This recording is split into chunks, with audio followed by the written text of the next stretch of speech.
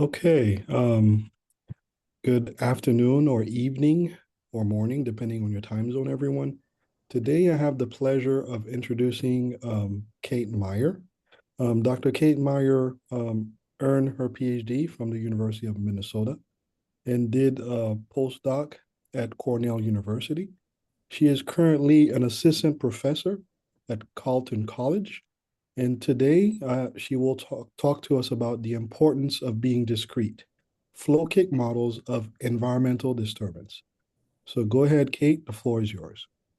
All right, thank you very much, Emmanuel, and thanks for being here. I'm excited to talk about this project that's been kind of in the works since, well, I've been thinking about flow kick models for almost a decade now, um, and that's been in collaboration with some of these lovely people. Started by Mary Lou and Sarah Iams. And I really started thinking about some of the work that I'll present today while I was a postdoc at Cornell. And uh, yeah, so let me give you my pitch. So I'm here under the assumption that we care about modeling disturbances because they shape ecosystems. And when I say disturbance, I'm being pretty broad with that term. It could be even some intrinsic process in a system, like in this semi-arid ecosystem, we might call a rainstorm a disturbance. Um, On the other hand, it could be a natural system, like a population of fish, where humans are going in and making the disturbance. Or it could be somewhere kind of in between those, like fire in a prairie woodland system, where it could be a wildfire or it could be a managed burn. And when we want to model these disturbances and kind of understand their impacts, there's a lot of different axes we could consider. So we might be wanting to think about stochastic disturbances, especially for something we have less control over, like rain, or deterministic, if that might be better suited to like natural resource managing when we're setting the timetable of when these disturbances will be applied. Um, Also, depending on our scale and our ambition, we might aim to represent spatial heterogeneity or choose a spatially homogeneous model. Um, so to make things easy on myself today, I'm going to restrict to deterministic and spatially homogeneous models, so building on ordinary differential equations. And I'm going to focus on a third axis that I think that actually has a lot of interesting things to look at, which is whether disturbances are represented as occurring continuously in time, like think a constant drizzle in a semi-arid ecosystem versus discrete time disturbances when we resolve those disturbances into discrete events, and those are what we're going to call our kicks. Okay, so just to give some examples in the literature of different modeling approaches for these systems. We have differential equation models starting up here on the left, a classic PDE model by Meyer for semi-arid ecosystems, where the time derivative in water has this rain term A, and this is sometimes quipped as it's always drizzling in the desert. This paper here of tree, T, and grass G dynamics contains some terms that are modeling fire as sort of an interactive term between trees and grass, and flammability of grass is what sort of drives the fire.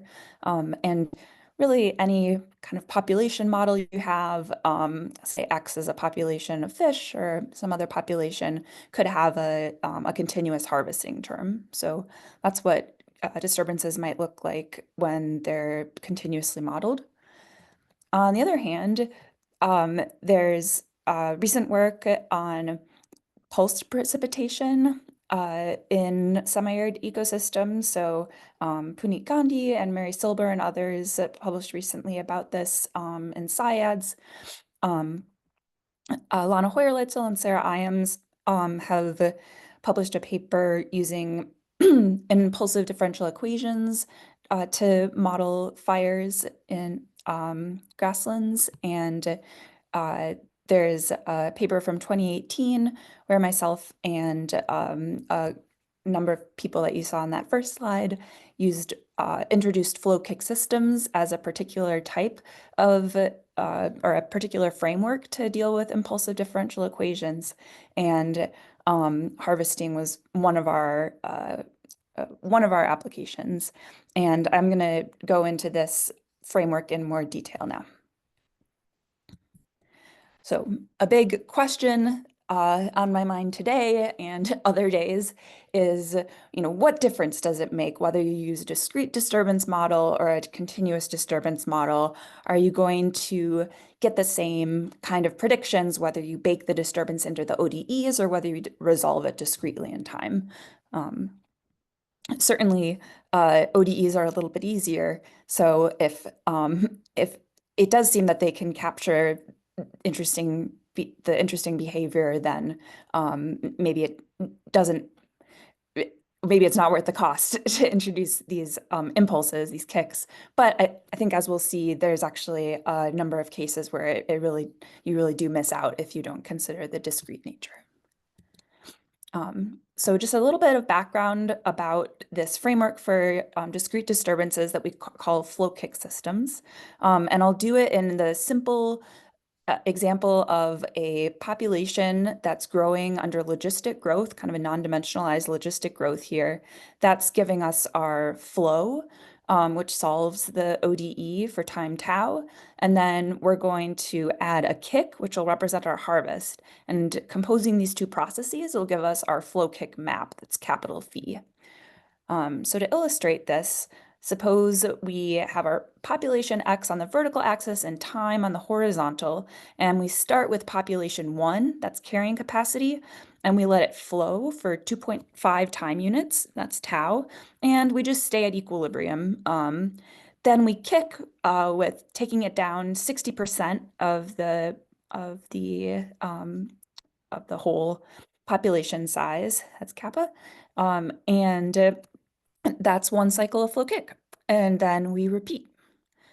So during the next flow period for 2.5 time units, the population works on recovering back up towards carrying capacity. And then we kick. And in this example, I'm not kicking 60% each time. I'm just kicking minus 0.6 each time. We could talk about ways to make that more realistic. But just for a simple illustration of the process. And if you keep doing this over and over again, you find that, try as though it might to recover, this population just keeps getting kicked down further than it was able to recover, and ultimately the population crashes. And we see sort of the full time series here, including the kind of transient movement during the growth phase, as well as the kicks. But we could also we could just visualize our flow kick map on this phase line at the right here and see sort of a summary of what happens on that line. So a bit of vocab that we like to use when we're working with our flow kick maps. We visualize the parameters tau for flow time and kappa for kick in a two-dimensional space or parameter space, and we call this disturbance space just because they're parameterizing our disturbance. And so here, this dot represents the disturbance regime that's happening on the left.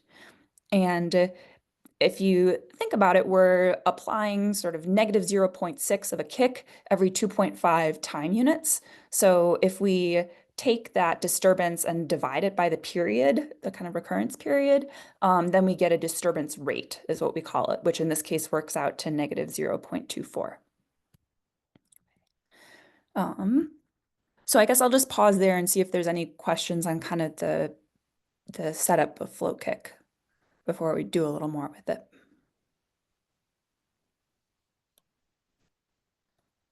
Okay. All right. So one thing that I really like to think about is what if you There is a maintain... question in the audience. Oh, there is. Seth, do you have a question? Yes, previous slide. Oh, okay. Forward to where the all keep going. Okay, right there. You have the arrow on the right-hand side.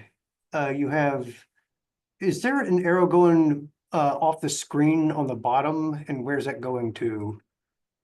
Yeah, sort of mathematically, if you kept, there is, and mathematically, if you kept applying this flow kick map, then you would be, you would have negative fish populations that you just keep driving down further and Okay. further. You probably kind of call things off, Okay. from a modeling standpoint once you reach zero or your first time negative. Yeah. Okay. Good. Yeah, thanks for the question. All right, so here's one disturbance regime with a disturbance rate of negative 0.24. Here's another one. I'm moving our kick and our flow along a ray towards the origin, keeping the same disturbance rate. And in this case, if we start at carrying capacity 1, then we see it looks like the flow kick trajectory is stabilizing, perhaps near a some equilibrium for our flow kick process. And if you push even closer to the origin in disturbance space, maintaining that same disturbance rate, and start from a few different places, you can see some really kind of, I think of this as a hum of disturbance. And the trajectories we see here actually resemble quite closely those of a continuously harvested logistic that has that same disturbance rate here. And if you like looking at rate versus state diagrams and phase lines, here's that view of this system. So so one takeaway here is that average disturbance rate is not the whole story. All three of these trajectories, or all three of these graphs, have the same disturbance rate, but we see that although the differential equation model on the left successfully predicts the outcome for these sort of frequent disturbances, same disturbance rate in the middle, it doesn't predict that the crash that happens on the right could happen. Okay, so we'll come back to this idea that flow kick models can reveal different behavior even at the same disturbance rate, and in that sense are going to tell you in some cases more than an ODE that just flattened things out to a continuous disturbance rate would do. Okay, but it is, I think, pretty compelling to look at the similarities between these two pictures. I want to take a little journey thinking about the limiting connections between flow kick systems and their continuous counterparts, because it's really not a coincidence what we're seeing here. So one thing that we observed in this 2018 piece is that if we hold flow time and kick in a constant ratio, so maybe call that R for rate, and that represents staying on a line array in disturbance space. And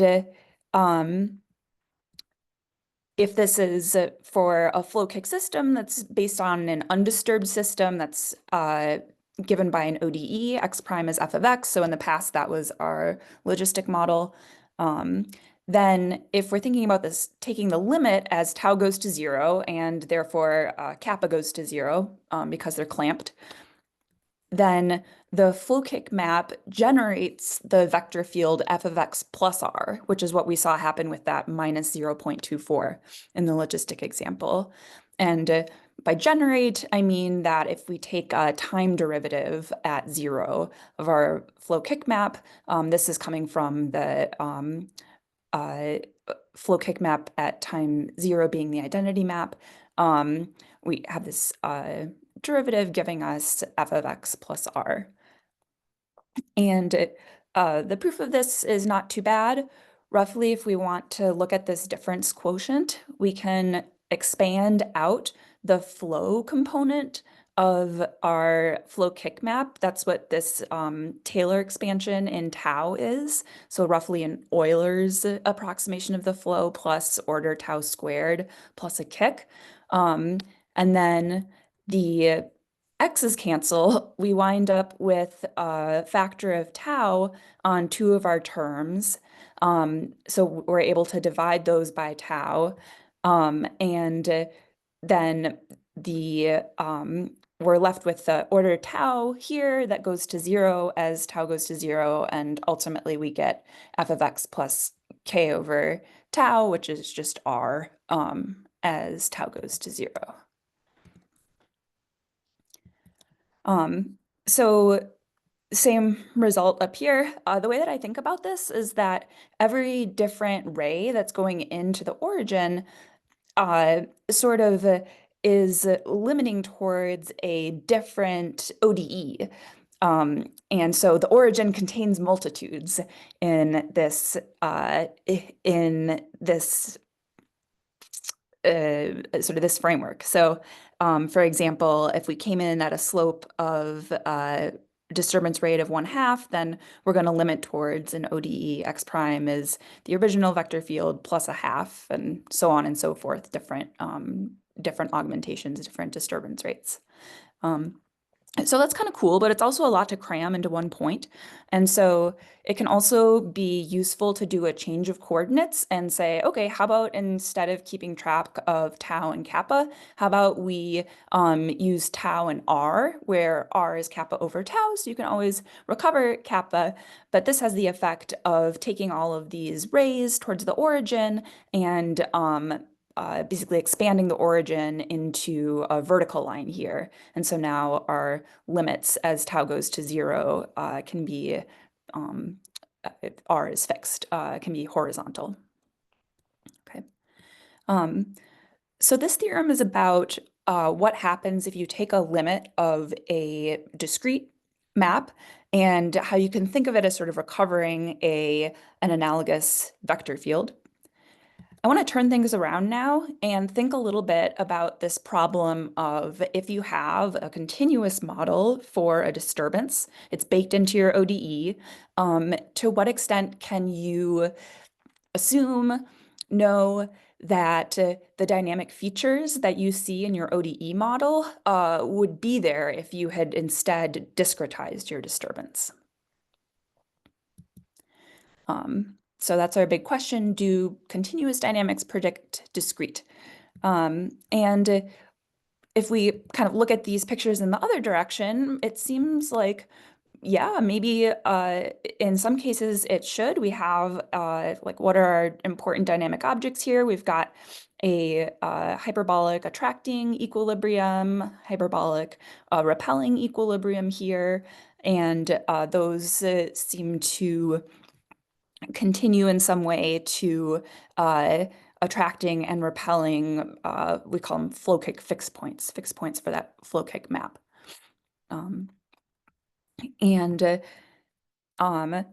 So it turns out that with that hyperbolicity, that if we want to talk about continuation of fixed points, that's really what we need.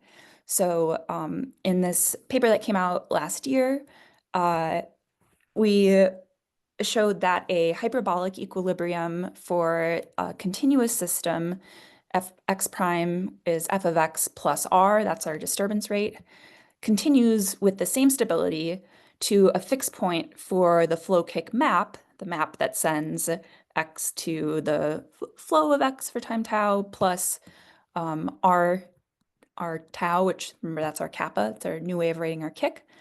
provided that tau is sufficiently small, super important, and that F and R are sufficiently smooth. So this kind of illustrates that in the case of the logistic here. And in fact, we were able to prove something a little stronger, that R doesn't have to be a constant, sufficiently smooth. As long as it's sufficiently smooth, it can be a function of X, in which case we have to write it this way, R of the post-flow state here. And this holds for X in Rn, even though the logistic example was just X in R. Okay, so the reason that we know this can only really hold for tau being sufficiently small, well, we've already seen a counterexample in the logistic when tau gets large, where we broke some equilibria. The way that shows up in the proof is that we wind up using the implicit function theorem to characterize these hyperbolic equilibria and connect them to flow-kick fixed points. We use a Taylor expansion of the flow in a similar way that you saw on the proof sketch earlier. And to get at the inheritance of stability from the continuous to the flow-kick model, we use matrix perturbation theory and continuity of eigenvalues relative to matrix perturbations. So even though I've been really excited about this in my research, I realize it's maybe not the most tantalizing result to advertise. If I'm like, I love flow-kick models, and then I tell you, well, really, if you want to know what difference it makes, you use discrete disturbance models like those rather than a continuous disturbance models. It doesn't actually make much difference if your disturbance is high frequency, if your tau is small in terms of fixed points and stability. But maybe that's good to know anyway, just so we're not, we can say, yeah, we expect that for frequent kind of hums of flow kicks for the dynamics in regards to fixed points and their stability to look a lot like continuous disturbance models.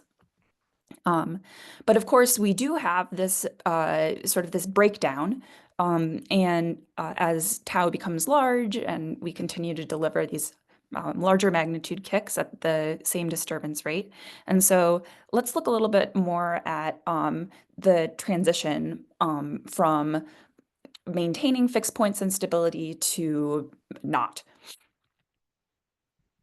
All right, so how we lose fixed points. Again, we'll illustrate it in the logistic example. So as before, our this should actually say negative 0.24, my bad. So our disturbance rate is going to be constant through all of these, and I'm just going to be changing tau. I've put a phase line here because these I'm going to be increasing tau, and some of these flow kick trajectories are going to get a little bit intermingled with each other. It gets a little messy to look at, but you can always look at the phase line over here and watch this flow kick, this stable flow kick fixed point and this unstable flow kick fixed point, and with their little tails to kind of show you how big the flow gets in between. And we'll just see what happens. Okay, so there's tau equals 0.4, 0.6, getting a lot of overlap at 0.8, at 1, 1.2, 1.4, 1.420121, and 1.6, and 2.5, which we've looked at before.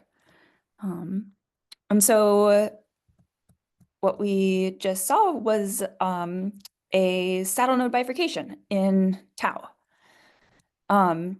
which maybe makes us think a bit of the saddle node bifurcation that we would have with respect to if we make the negative 0.24 a parameter here and imagine sliding this parabolic growth curve up and down, we could imagine getting a saddle node bifurcation for the continuously harvested logistic as well. So how we lose equilibria for flow kick systems is what we might expect through bifurcations. And here's a bifurcation diagram in the parameters flow time tau and disturbance rate R for the logistic.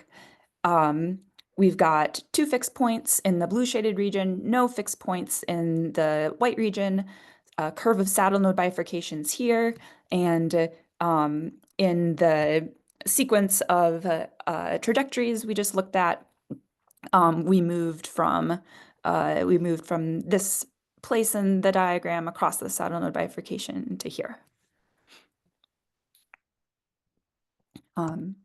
Seeing that in 3D, where we're seeing, like you can actually see the fold of the stable fixed point is up above in dark blue, the unstable is in light gray. And again, our sort of starting and ending points here.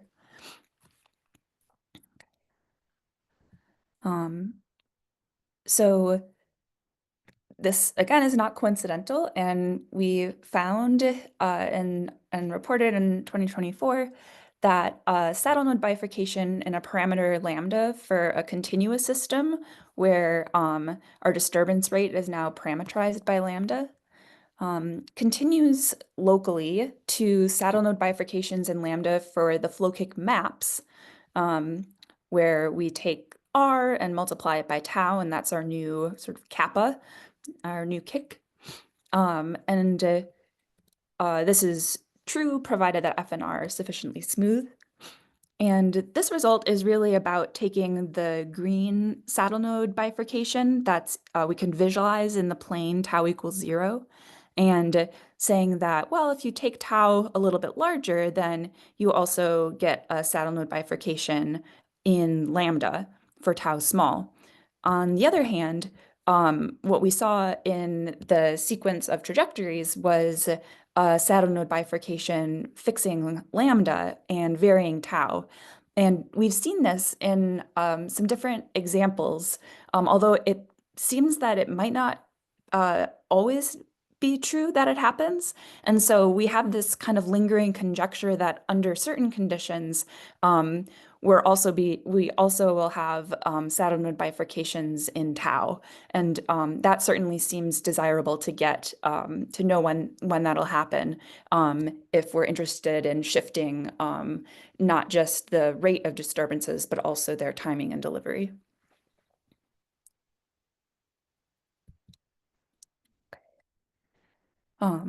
So we can add to our list of things that continue over for small tau from continuous ODE models to discrete flow kick models, saddle node, and we were also able to show that transcritical bifurcations continue.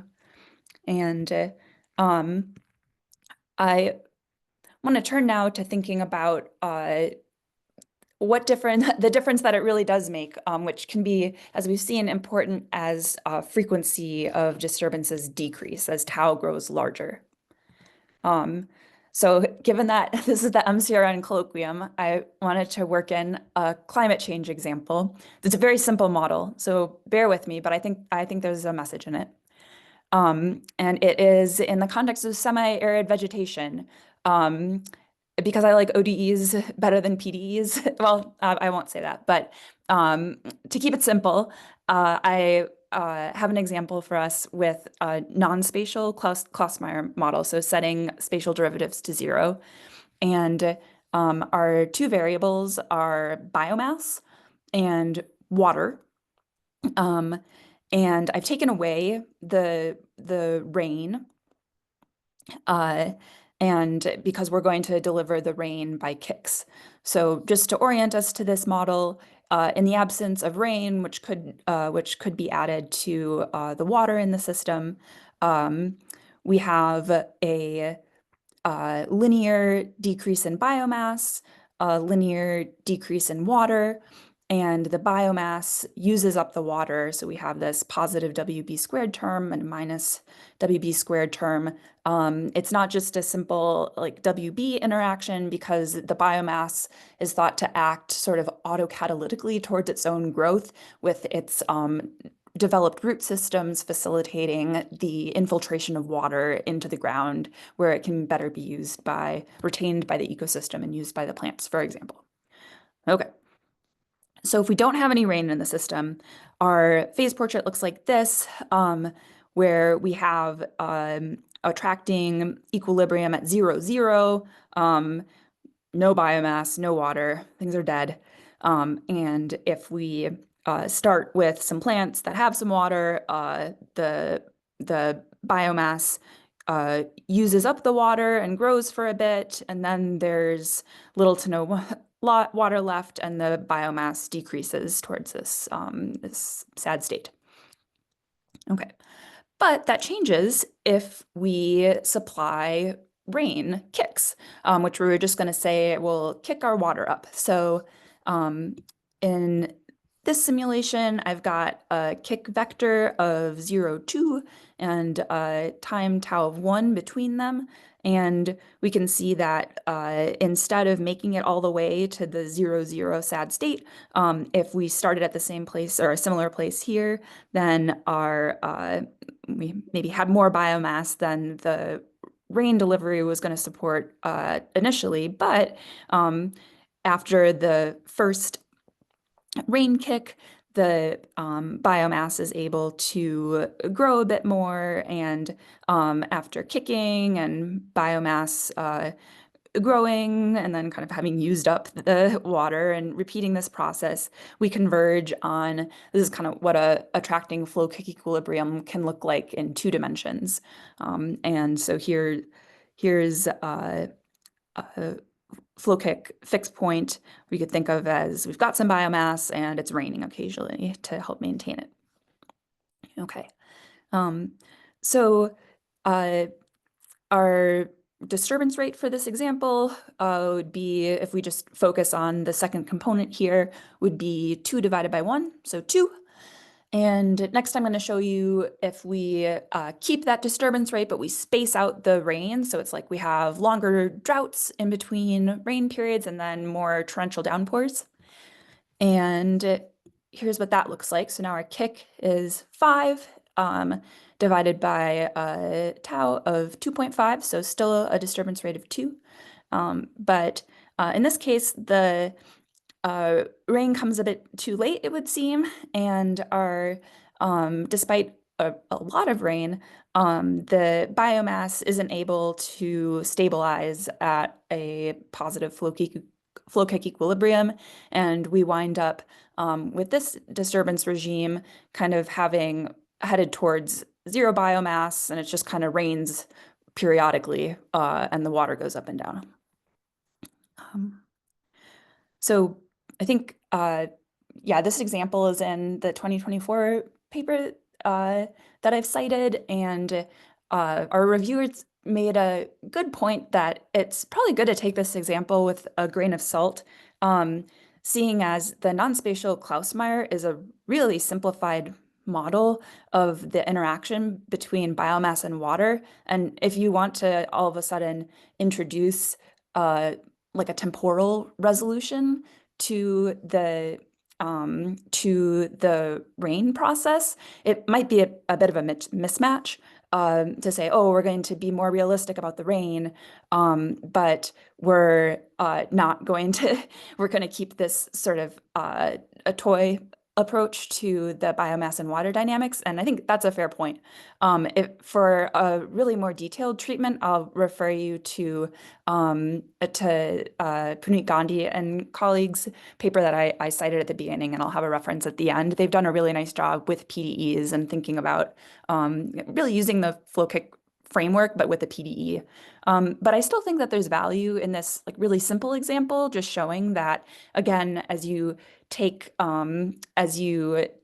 flow times larger and larger, you can break structures that you saw for smaller flow times, and hammering home this point that the disturbance rate by itself isn't going to tell us the full story.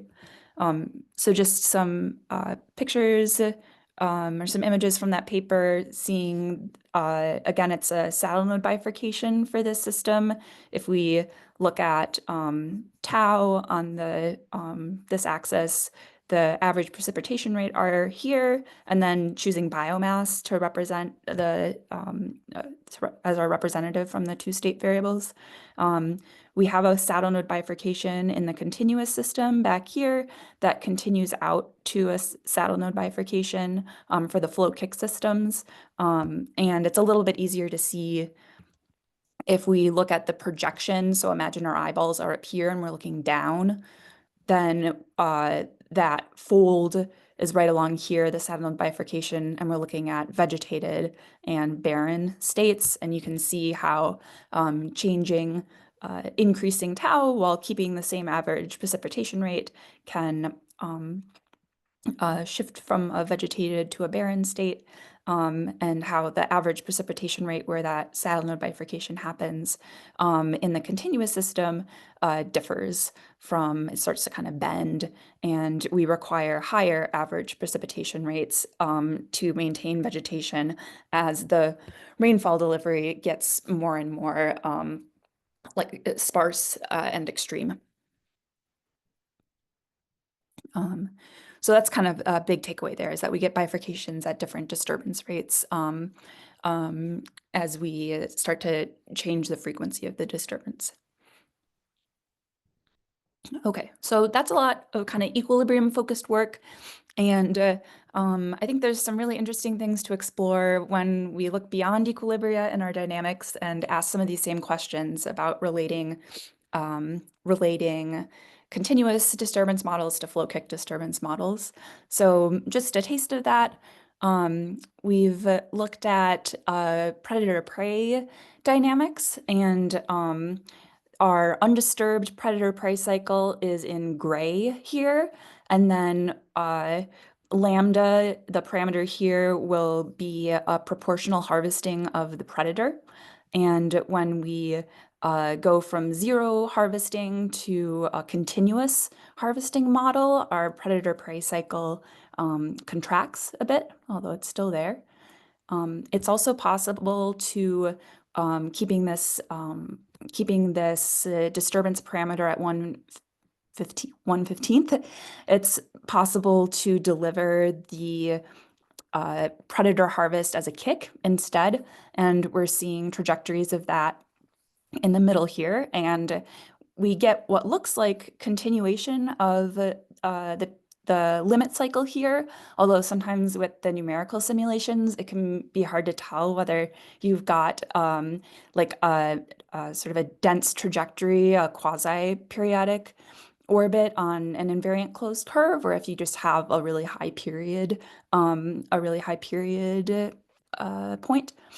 But something really dramatic happens when we take our flow times, keeping the same disturbance parameter, but we take our flow times really large. You can kind of time it properly so that you generate period 2 point here. You kind of are with your flow riding roughly halfway around the limit cycle, and then kicking, and you can kind of cook something up like this. So we think that's pretty interesting, and would love to study bifurcations and period doubling in this context. In addition to wondering, we have evidence that from this example that limit cycles might continue from ODE to flow kick disturbance models, and also from this model we have evidence that a hop bifurcation that occurs in the predator-prey model might continue to a Niemark-Sacker bifurcations for flow kick. So I've been working with Sarah Iams and Alana Hoyer-Leitzel on some of that. And yeah, I'm definitely interested if folks have ideas. We've been looking into basically just how are hop bifurcations characterized and Niemark-Sacker bifurcations characterized, and can we use some of our same approaches via implicit function theorem and kind of continuity arguments to show that translation. But we've also gotten interested in using Conley theory and isolating neighborhoods. We're working on showing that an isolating neighborhood for a continuously disturbed system continues as an isolating neighborhood for a flow kick map, and we're making some progress there and hoping that might help us with some of our questions here. So it's very much a work in progress, and I welcome ideas. Yeah, let's see. So here are some of the full bibliographic idea. Here's Puneet Gandhi and others' paper that does the really detailed analysis of dryland vegetation pattern formation. This is at the bottom here, this is a paper that I cited a lot that has a lot of the results from today's talk. And I think that's all I have for you. So I'll stop there and I'll take questions. Thanks. Okay, let's thank Kate for this wonderful talk. Thank you again, Kate. So at this time, the floor is open for questions. Okay, so Seth, okay. And feel free to just ask the question also if you want. Go ahead, Seth, you could unmute if you want. Okay. Okay, I have a question. I have a few questions, if that's okay. Okay. Yeah.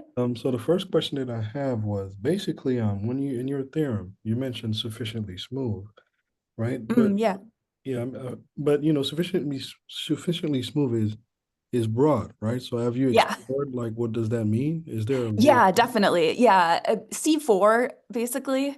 Okay. I was just kind of, yeah, Cliff Notes version of the theorem. Yeah, yeah. So yeah, C4 and yeah, it kind of comes into when when we do like Taylor expansions of things and when we want like derivatives of things to be continuous, when we're carrying things over and like you need a certain amount of continuity to apply the implicit function theorem. So yeah, that's where that kind of all comes in.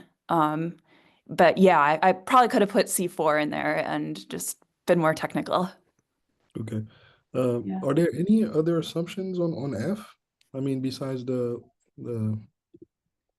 Yeah, let's see. I'll go, I'm trying to just get out of the full screen so that I can, yeah, it's fine. there we go. So I don't have to click all the way back through. Yeah, did you have a particular result in mind? No, well, I'm saying like, what about the nonlinearity of it? Like, is there are there anything else besides the function class, right? Hmm. Um, How nonlinear can F be for your results to hold? yeah, so nonlinear is fine. Yeah, just the yeah, so let me see, where do we get the full, yeah, so here, for example, with this like equilibrium continuation result. Yeah, nonlinear is fine, just it needs to be, I think, C4 as I recall. Yeah. So you could have some badly behaved models, right? Even though they're sufficiently smooth, but they could be very badly behaved. Are Jumping you thinking just in terms of like the sharp under like high sharp changes? yes, yes. Yeah, yeah, I think so. Yeah, really it was just the amount, the number of like number of times it can be continuously differentiated. Okay. Mhm. I think there's another questions on the floor. Go ahead. Yeah, Gareth? Yeah. Hi, Hi. Kate. Great talk. That was really interesting. Oh, thanks. Yeah, I was kind of moving along with what Emmanuel was getting at. Like, is it possible to flow kick a kind of well-behaved system to something like chaotic? Like, Oh, yeah. like that would be kind of neat to see like, oh, something like a model that has a limit cycle that's suddenly now completely unpredictable. Have you guys Yeah, gotten yeah, that? there's definitely some stuff even in the literature about I think yeah, we cite it in this paper if you're looking for it. Yeah, you can take pretty simple dynamics, like something that's just, yeah, limit cycle going around and around, and then even, yeah, just like constant kicks and generate chaos. And yeah, we see just sort of anecdotally, we haven't explored that, at least I haven't explored that in a ton of detail, but kind of anecdotally, um, yeah, there have been times that I've played around with flow kick systems, like kicking on a limit cycle, and felt like I was exploring through like Arnold tongues, basically. Yeah, you can generate yeah, pretty fun, some pretty fun dynamics that way Yeah. by composing two very simple maps. And this is in 2 dimensions, so that's kind of fun. I guess, I mean, maps, you just need one dimension to get chaos, but it's kind of interesting. You could take two things that seem pretty tame in 2 dimensions and compose them and get chaos. Yeah. Maybe that's not weird. Does that happen a lot? Yeah, I don't know. No, I think that sounds really interesting, actually. You know, Yeah. 'cause you had all these things that were well behaved and things that you expect that don't change, and kind of the way you were framing it in the beginning there. So I think it's neat when you find counterexamples or, things that you Yeah. expect. I mean, I guess like an irrational, twist map or something like that. Yeah, you're going to expect maybe something, but I think it'd be neat if you find some examples that might just be interesting mathematically for those of us, kind of study that kind of stuff. But anyway, that was cool. Thank you. Yeah, yeah. And it is interesting, like given this connection, this limiting connection as tau gets really close to 0, the fact that like, well, an ODE in 2 dimensions shouldn't be able to show chaos. And so like at least my intuition is that there should be some sort of like buffer zone for really small tau, where dynamics aren't chaotic, and you have to go sort of large enough. Um, uh, I don't know. That's sort of my intuition. But we still have, I suppose, we haven't really fully characterized that like limiting connection between the flow kick and the continuous. So yeah, yeah, it should be fun to keep exploring. Yeah, Cool. Thanks. yeah. I mean, before I ask my last questions, are there any other questions? Okay, last question. You mentioned the continuous to discrete case, so I'm assuming that this was you were interested in looking at Hoff to Niemeyer Sacker, right? Yeah, So then, can you elaborate more on that? Like, yeah. I have a secret slide. okay, there you go. All right. Yeah, Well, oh dear. yeah, you have to, yeah. Play from current view. Hmm. Maybe I'll go all the way down here and then play it. View. Slideshow. Okay, we might just have to go all the way down. That's fine. Yeah, it's fine. Yeah, I can show you more from that predator-prey example, kind of what we were seeing. Oh, I shouldn't have animated so much. Okay. Yeah. So if we, can you all see this okay? Okay. Yes.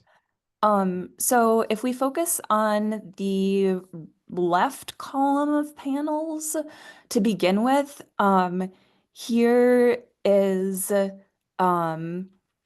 for a low harvesting rate of the predators, here's a limit cycle. And then as we increase the harvesting rate of the predator, we go through a hop bifurcation. And now we have just a stable spiral in the first quadrant. And then I guess to explain the whole figure, if we increase the harvesting rate further, then this stable spiral travels down and passes through this saddle point Q here in a transcritical, and we're just left with the prey going to its carrying capacity. So that's what things look like in a continuous model of proportional harvesting of the predator, parameterized by lambda here.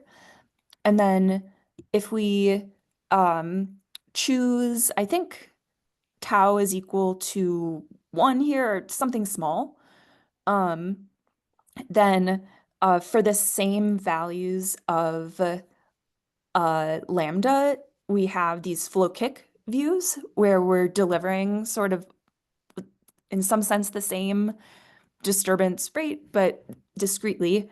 And it looks pretty similar going from something cyclical to like stable spiral to stable node. And so the idea is like that there's a Hopf bifurcation between panels A and B here, and then a Niemark-Sacker D and E. And yeah, Alana Hoyerlitzel has really developed some mad skills in using matcont-M, numerical bifurcation, like continuation package that is built with a really nice graphical user interface for like when you have a map and you have a closed form for your map, but she's gone under the hood and adapted it for the flow kick map where you have to actually solve an ODE as part of like your program running to determine your map, and also like programmed in derivatives and stuff. And so anyway, this middle panel here is numerical results from matcont-M, and we see Niemark-Sacker bifurcations, like a curve of Niemark-Sacker bifurcations emanating outward from the place where tau equals 0. We kind of think of that's on this picture where our continuous system lives. So you kind of think of it as like there's a hop for the continuous system right here, and then it connected to it is this curve of Niemark-Sacker bifurcations.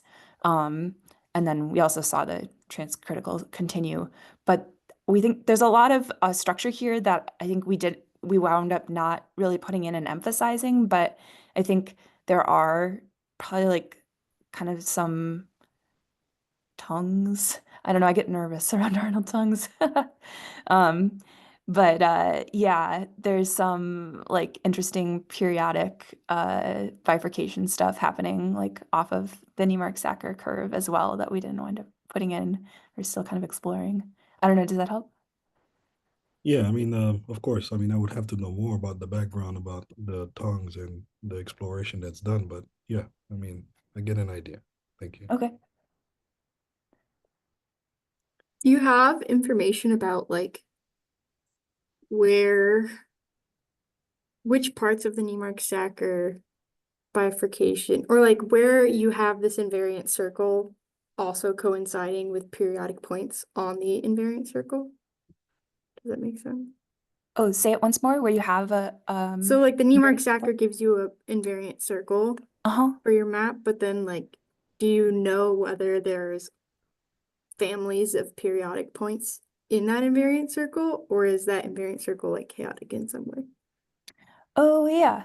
I don't know for sure. Yeah. The little reading that I've done, this is something that I'm like actively trying to learn more about.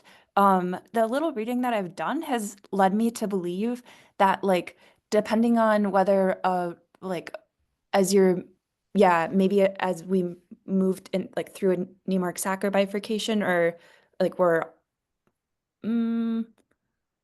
yeah, I guess I could be answering a different question. I'm just thinking about something I read where like if your rotation number is like rational versus irrational, like that giving you the quasi-periodic versus like truly periodic orbits on the invariant circle.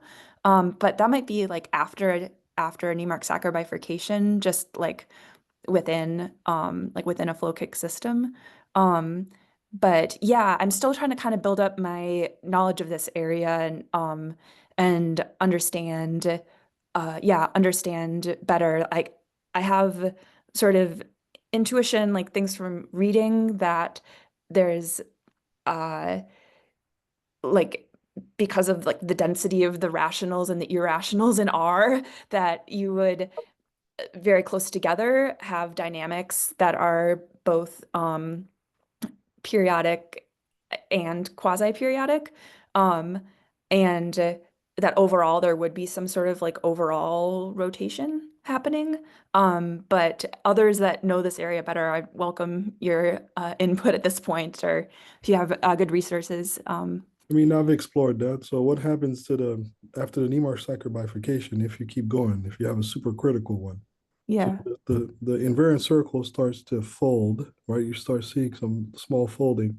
Okay. And if you keep going, there's another bifurcation that happens, right? Hmm. So and then basically sometimes you have like period 3 orbits happening in period 6. And then what happens here is like the circle develop fractal sets and the Oh, continuous, wow. it's like chaotic. Okay. Right? So more like what Alana was describing. Yeah. So I mean, but there's other after it doesn't happen in the Neimark Sacker. It happens after, right? So as you explore the parameter space, right? So there's something else that happens. Yeah. Yeah. I mean, it's interesting. It's beautiful too, right? I mean, Hmm. yeah, visual, right?